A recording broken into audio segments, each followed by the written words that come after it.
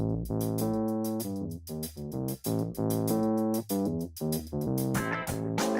a Fireside Chat, y'all. Welcome back to another Fireside Chat where we bring casual technology conversations to you. With us, we've got Solutions Architect Marshall Hill. Thank you. We are talking, what are we talking, hyperconverged? Yes. Thanks for being out. Of course. So, the buzzword hyperconverged started with converged infrastructure, and now we have the latest and greatest of this hyperconverged. So, what is it? Yeah, that's what I was saying. Thinking, we went from blades to shared storage to all these things, and now hyperconverged is all we hear about. So give me an overview. What is hyperconverged? Yeah, I think really the big player in this shift is the storage. Oh.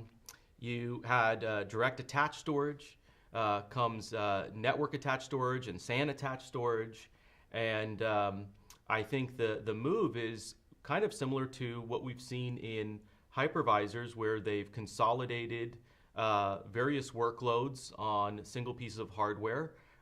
Maybe you cluster that with multiple pieces of hardware, but in the end, you're still using a separate piece of storage, such as a SAN or a NAS, to provide that shared storage space.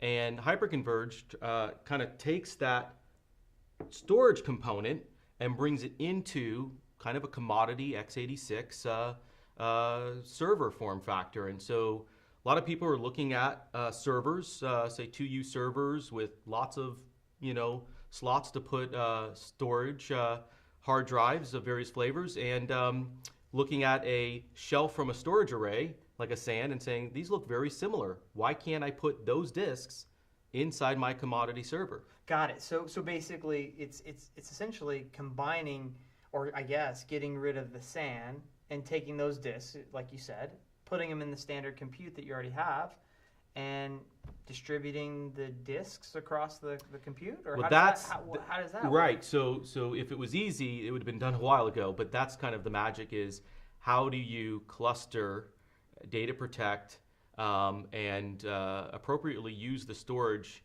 in multiple storage nodes to provide that high availability. Got it. Some of this stuff had been done in backup solutions for a bit of time, but that was secondary data. So in production, how do you ensure that you still keep that high IOPS and data protection that a traditional SAN could do? Right. So right now, hyperconverged has moved the storage into the servers. A lot of effort and work has been done on the software side to make that work, to cluster that.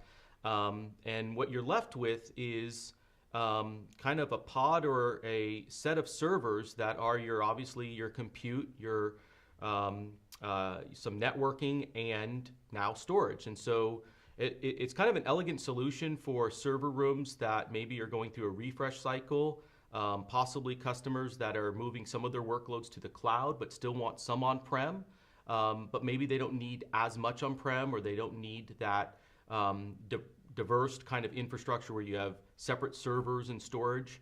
So it's definitely been well received in the industry, and customers are adopting it.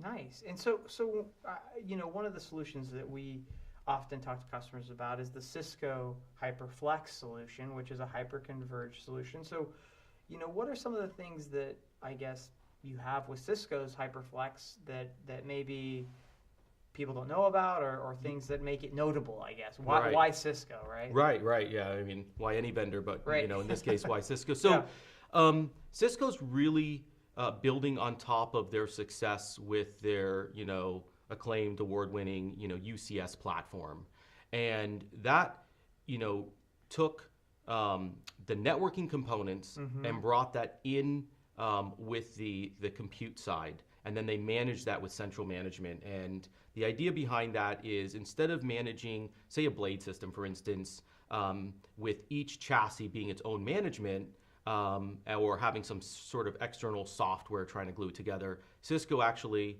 on the hardware stack took the networking and extended that out to a fabric. Got it. And so in that case, they were able to converge hardware side of networking, not just software side like what VMware has done, but in the hardware, which customers still need networking, they were able to converge the hardware on fabric interconnects that converged the data plane, the storage plane, but you still had separate storage. Got it. And you would kind of plumb that in. Now with Hyperconverged, they took that same platform. They're using Cisco rack servers that can then support a lot of disk. And your end result is a converged compute, network, and storage. Now, the other solutions out there, they will have the compute and the storage, but the network is still a separate component managed separately. And so, yeah, I think there's definitely some competitive and very, interesting ways that you can, leverage a Hyperflex Cisco solution versus some of the competition out there. And so one question I have about Cisco's hyperconverged, you didn't really talk about replication. With storage or SAN, traditional SAN, you get this SAN to SAN replication.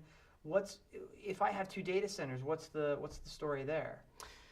So I think that customers expect, these enterprise features, and Cisco with their Hyperflex is no different. They've built in, deduplication, compression, which you hear a lot about in the enterprise space for storage platforms or SANs, traditional SAN. So in the Hyperflex, there's data compression, deduplication, indexing, and optimization.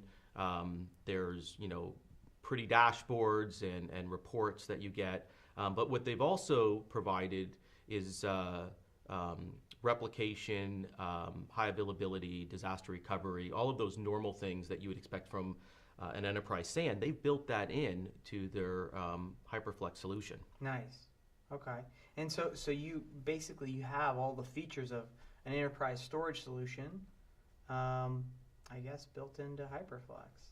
Yeah, and it's a simplified architecture, less moving parts. You can manage the entire thing through, say, a traditional vCenter server. Oh. They also support, if you're not in line with, say, VMware, you can use Hyper-V from Microsoft. So Cisco is supporting multiple hypervisors.